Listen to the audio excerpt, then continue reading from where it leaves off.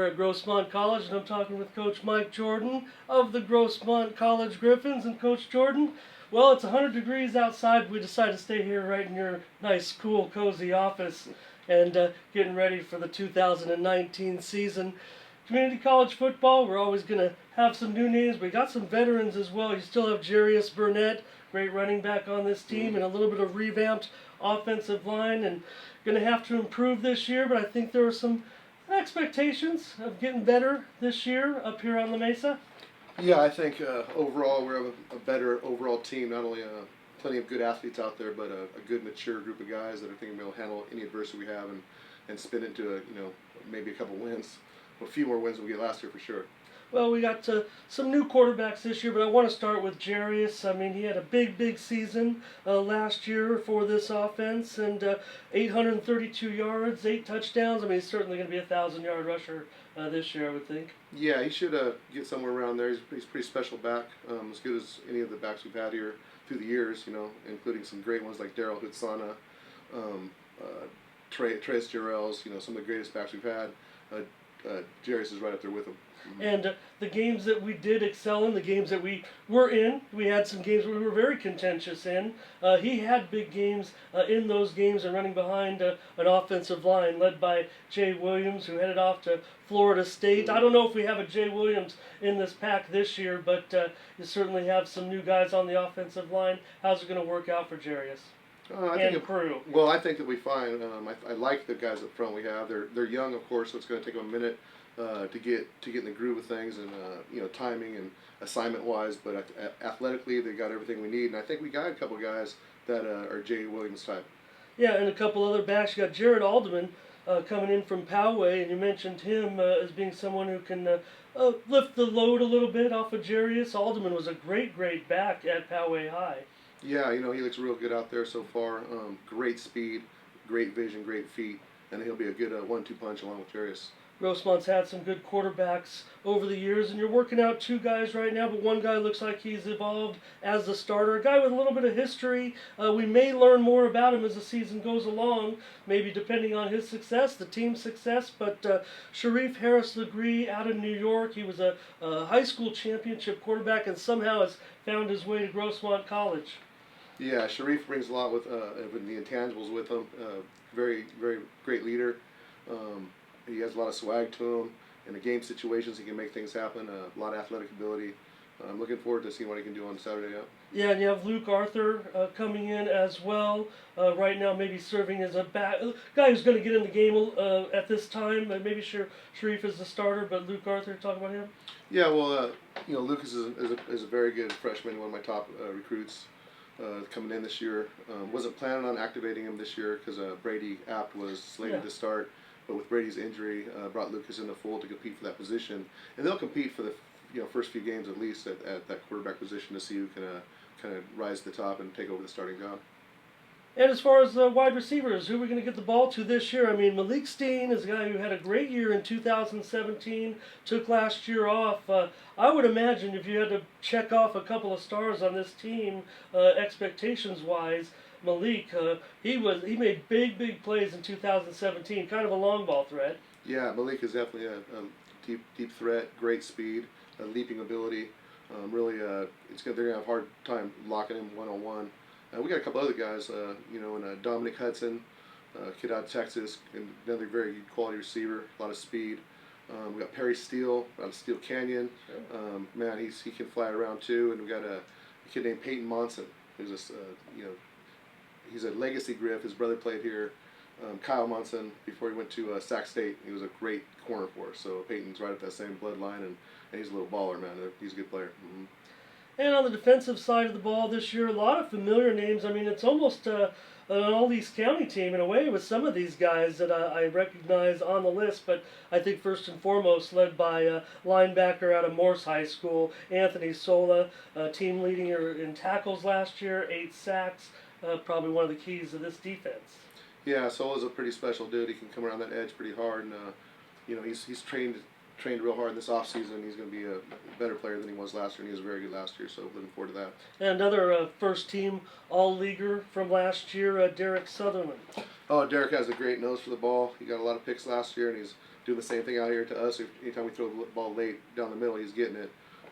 Very rangy kid, and if he progresses like guys usually do that second year, he's going to be a great one for us.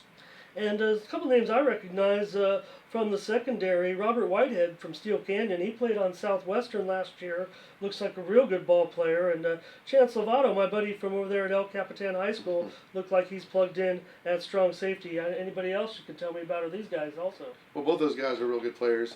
Chance came back. We had recruited him out of high school before he went off, and then he came back. And then Rob, I don't know much about Robert. Robert's showed up, and he's fitting in well, and he's contributing. He's a good player. Mm-hmm. A couple other names on the defense I noticed from the local area. In particular, one I noticed, Matthew Avi'i. Yeah, Matthew Helix, one of those Helix warriors. Those guys that come out of Helix, they know how to play football, and they know how to practice hard, and they have a lot of heart and determination. He has it all. So I'm looking forward to seeing what he does. He did play the offense and defensive line in high school, and he switched to specifically defensive line now.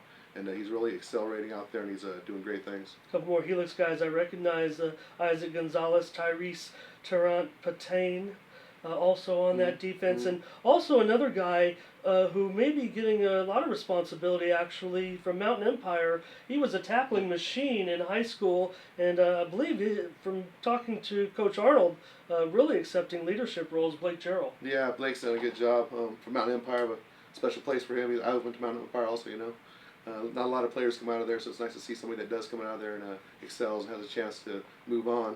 And Tyrese is a great addition to our team also. Again, a lot of leadership, a lot of maturity, just a warrior. So I'm happy to have both those guys.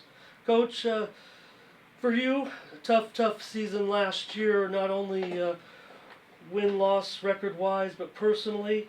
Tell me about the involvement of the season and your personal situation and just how it evolved the whole season. I mean, we didn't have a successful season on the field, but this team kind of rallied around you. That one victory that just stood out because of the way things went. Please share with me, if you can, as much as you can. Yeah, it was definitely a difficult season personally. We got through. We got through together. This team that I was proud of. They never gave up. Like we were stacking up some losses. We had some tough injuries, but these guys those guys that were in that locker room at the end of the season were together. They were a team, and they fought to the very end. That's, as a coach, that's all you can really hope for your guys. For me personally, just got through it day by day. Got a lot of guys counting on me. I can't just fold up. You gotta push forward. In honor of my father, who I lost the day before the first game last year. I thought it'd be a tribute to him to just coach my ass off, and that's what I tried to do. So, record-wise, it didn't work out, but at the end of the day, I had a good football team, I think. So that's what we're looking for. Yeah, I mean, when you have a personal tragedy and we have to get on with our lives, and like you said, people are counting on us, and they were there for you, though, I imagine. Everyone was there for you. Yeah, I had plenty of support from friends and family and loved ones, and there's we made it through it. We're it's always going to be something to reflect back on. And, I wish I had my dad here to, talk football and other things too. But he's always around. Yeah, he's here in the office with us probably with one of his trophies. You know what I mean? Yeah, I mean, I imagine before every game, you must think about him and your mom and what it still means to be involved with this program. And Coach, it's finally finished, or at least we've got a field. We're gonna play games at home. Hopefully, you can make it back here. Yeah. We're gonna have some bleachers. We'll see how it goes. Tell me about the process. Oh, man. You have to tough. be a head coach of a football team, but you have to be there for all this other stuff too, as far as I know there are other people that handle this type of stuff, making sure things get installed, making sure it's all prepared and ready, but I mean, I'm sure a lot of the responsibility falls upon you, but it's got to be a little bit of pride, a lot of relief that we're going to play home games this year. Well, we have a great advantage plan here, I think. We like this field, the backdrop, we love it. Sits up high, as you know, it's a beautiful venue. The field is state-of-the-art, cooling turf, so it might feel 130 outside, but it's only 120 on the field, which is great. Good goalpost. The scoreboard's deluxe.